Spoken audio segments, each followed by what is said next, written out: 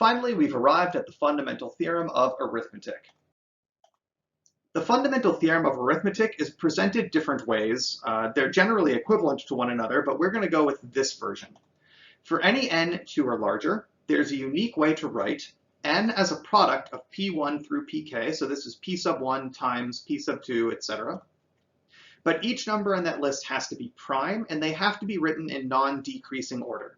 So p1 is less than or equal to p2 is less than or equal, etc. This requirement is so that factoring 6 as 2 times 3 and factoring 6 as 3 times 2 do not appear to be different factorizations. We wouldn't be allowed under this presentation to write 3 times 2 because we have to put the smaller factors first. So it removes that ambiguity by putting kind of a stricter form on how we're allowed to factor numbers. So the claim is that there's a unique way to write every n as a product of primes in non-decreasing order.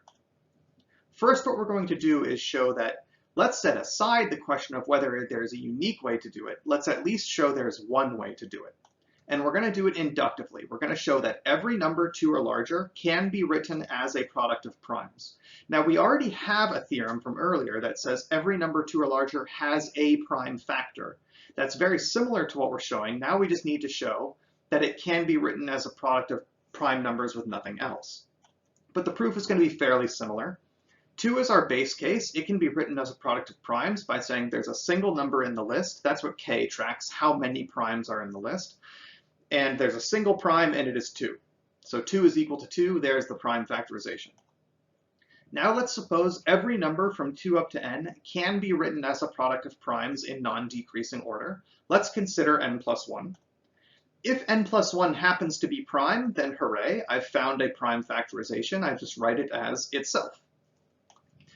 Otherwise, if it's not prime, it's composite, and it has a prime factor p. So we can factor n plus 1 as p times m.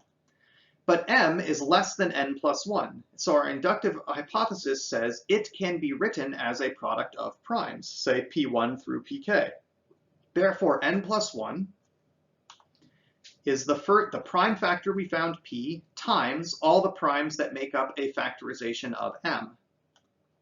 And this prime might not be the smallest out of this list, but if I just sort of stick it somewhere in between, either it's the smallest, it's somewhere in the middle, or it's the biggest, there's going to be some place I can put it so that the list now appears in non-decreasing order. And ultimately what we'll have is n plus 1 is written as a factor, as a product of primes in non-decreasing order, and therefore this step of the proof is complete. So what we've shown is that every n 2 or larger can be written in at least one way as a product of primes in non-decreasing order.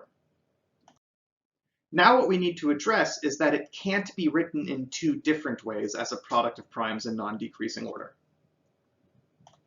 Suppose to the contrary, there is some number that can be written in multiple ways as a product of primes. If there are such numbers, there is a smallest such number. This is the well-ordering principle. Okay? So if there are positive integers that can be written different ways as product of primes, then there was the first one, the smallest integer that could be written as a product of primes in different ways. So suppose I have the smallest such n. So these are all primes, and these are all primes, and n can be written in 2 different ways, but it's the smallest number that has that property. But each list is written in non-decreasing order. So we claim that p sub k, the largest prime on the left factorization, can't be equal to any of the primes on the right. Suppose it were. Okay, so let's suppose to the contrary that p sub k, the biggest prime here, appeared somewhere in this list. Then I could cancel it out. And then what I would have is a smaller number here and a smaller number here because they're equal. And they're different factorizations. We assumed these started as different factorizations. So if I was to cancel the same number out of both of them, they would still be different. Then I would have a smaller number with 2 different factorizations, but we assumed that n was the smallest number with 2 different factorizations. So either the remaining factorizations are equal, but if the remaining factorizations after canceling p sub k are equal, then they had to have started equal. Or What remains is just 1, in which case I started with pk as the only prime factor on both sides, in which case I also started with an equal factorization. Therefore, if n is the smallest integer with distinct prime factorizations possible, the largest factorization on the left cannot appear anywhere in the list on the right. So what we've assumed is that there is a smallest number with 2 factorizations, and we've determined that the biggest prime factor in the left factorization can't appear anywhere in the right factorization. Therefore, it's relatively prime to all of them because they're distinct primes, and we've shown that 2 distinct primes are relatively prime to one another. Notice that p sub k is not changing. This is the single largest prime factor on this list. The q's, however, can be any one of these because this prime number is different from all of these.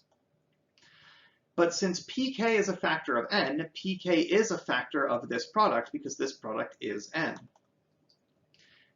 Now, since pk is relatively prime to the first factor, it must be a factor of everything that remains. This is that result that if a is a factor of b times c, but it's relatively prime to b, it must be a factor of c.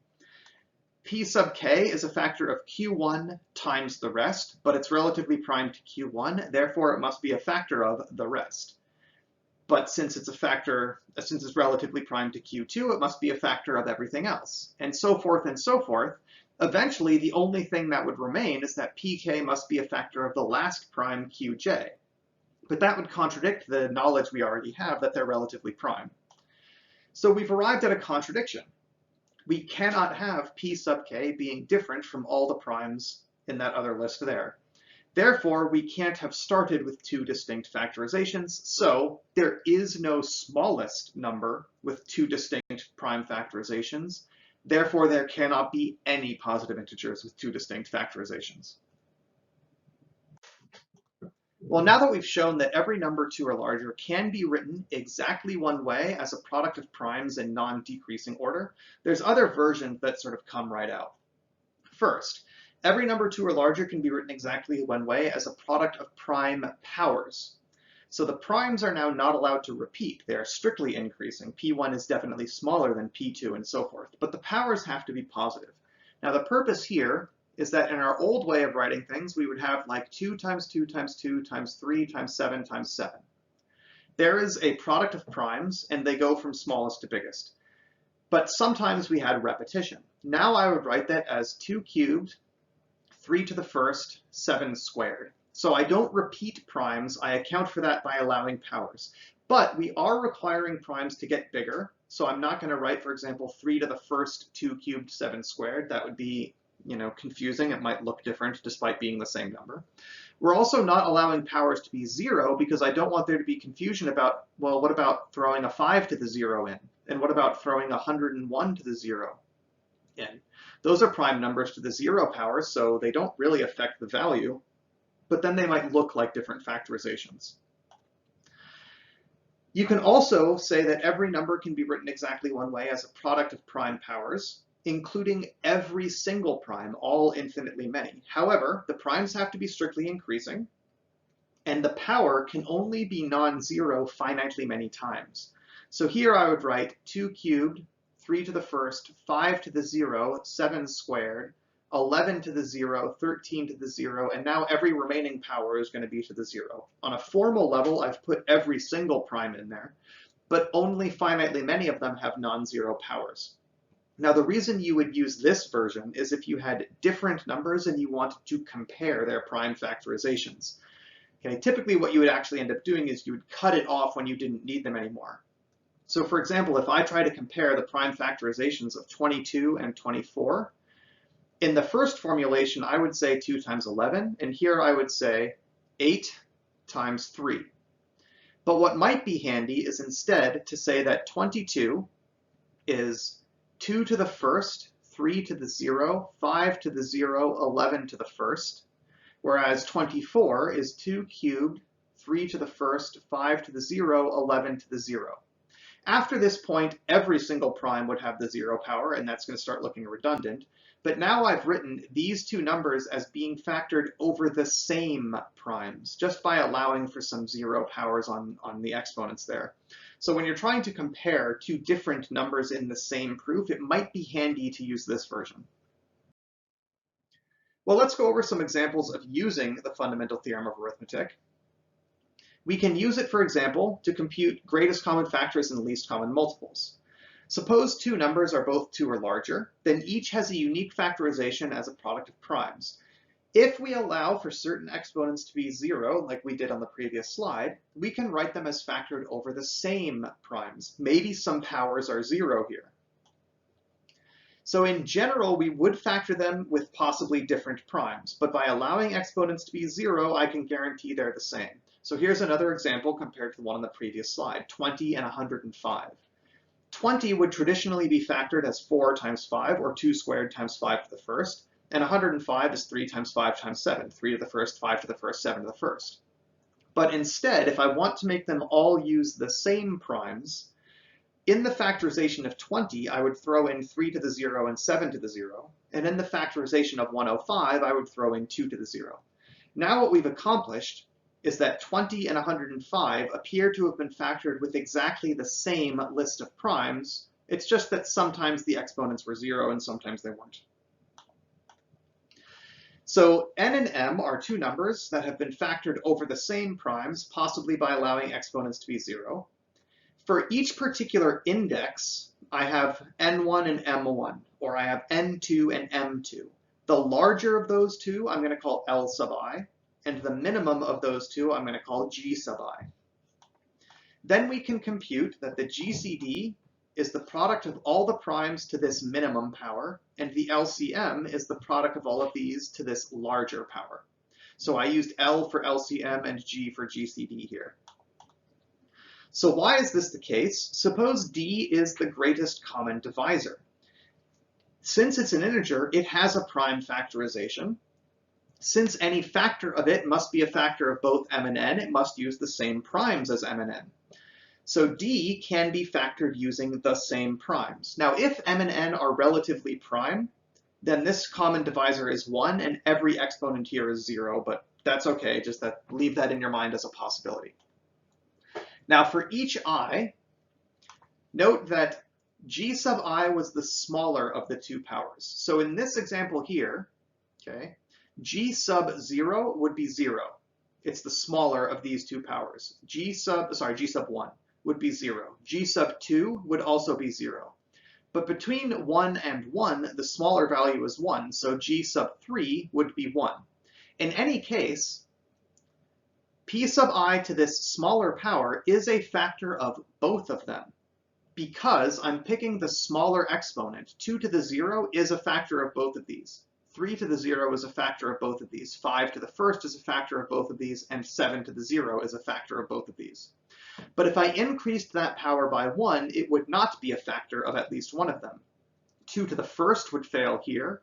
3 to the first would fail here, 5 to the second would fail in either location, and 7 to the first would fail for n. Okay. So in the prime factorization of the GCD, not only does it use the same primes, it uses them specifically to these powers. And that establishes that the GCD is written using these primes to these powers. The factorization of the LCM then simply comes from the fact that the GCD times the LCM is simply the product.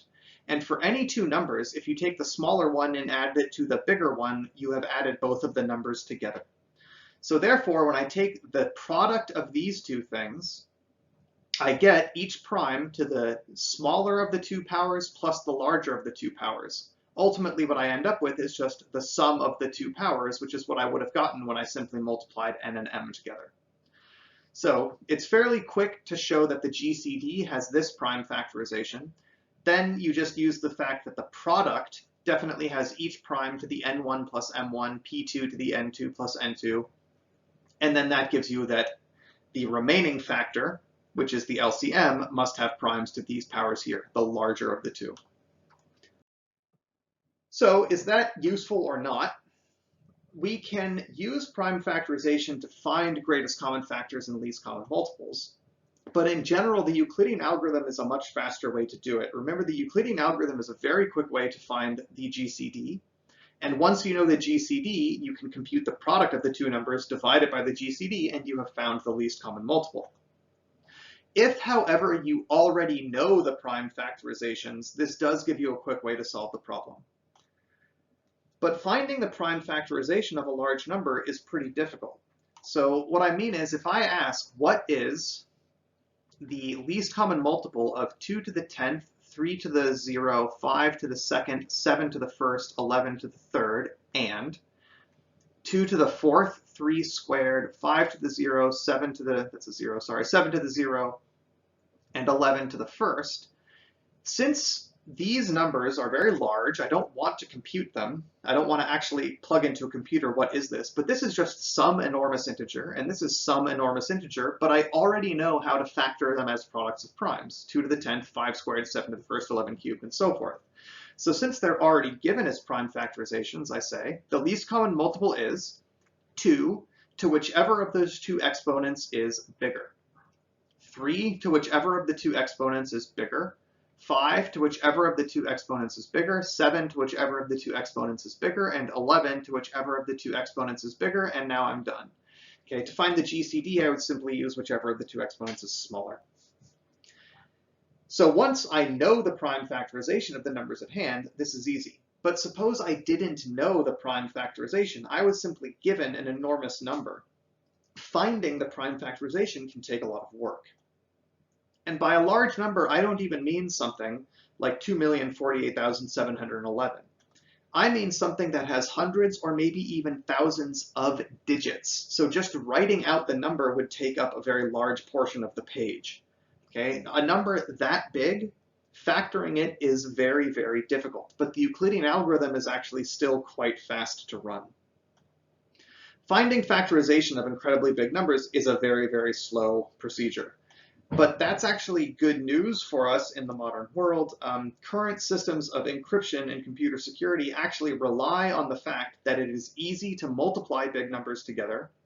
But once you have that product, trying to figure out what the factors were that you started with is a very slow process. So multiplying things is very fast, but factoring them is very slow. And that time asymmetry between the two operations really underpins most, if not all, modern encryption techniques, a topic that we will get to later.